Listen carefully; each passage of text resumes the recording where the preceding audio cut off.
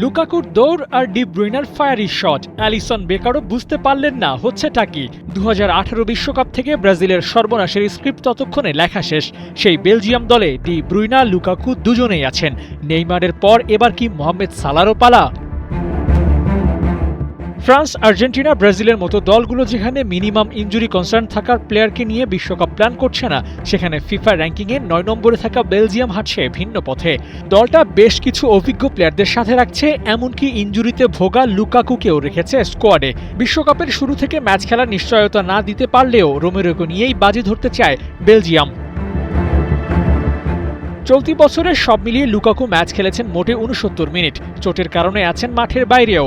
পুরো ব্যাপারটা যখন লুকাকুর বিপক্ষে, তবুও ওকে কেন খেলাতে চায় ম্যানেজমেন্ট, তার একটা কারণ হতে পারে পরিসংখ্যান। জাতীয় দলের হয়ে 124 ম্যাচ খেলে 89 গোল, অ্যাসিস্ট তো আছেই। এমন একজন তারকাকে ছাড়া ওরা মাঠে নামার রিস্ক নিতে চায়নি।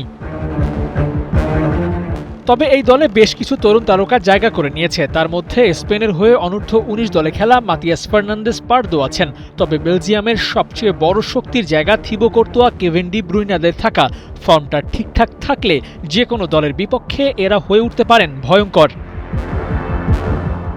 গ্রুপ জিতে বেলজিয়ামের প্রতিপক্ষ ইরান, মিশর আর নিউজিল্যান্ড। ফিফা র্যাঙ্কিংয়ে বেলজিয়ামের আশেপাশেও নাই বাকিরা।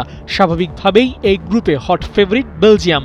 মিশরের বিপক্ষে হাড্ডাহাড্ডি লড়াই হতেই পারে। তবে গোলবারে থাকা কোর্তোয়া আর মাঝমাঠে ব্রুইনার পর ফরওয়ার্ড লাইনে জেরিমে ডোকু, কমপ্লিট লাইন আপ বেলজিয়ামের। মাঠে সেরাটা দেওয়া বাকি, দেখা যাক সেখানে অভিজ্ঞদের নিয়ে সাজানো এই দলটা কেমন পারফর্ম করে। আবু নাইম, ৭১।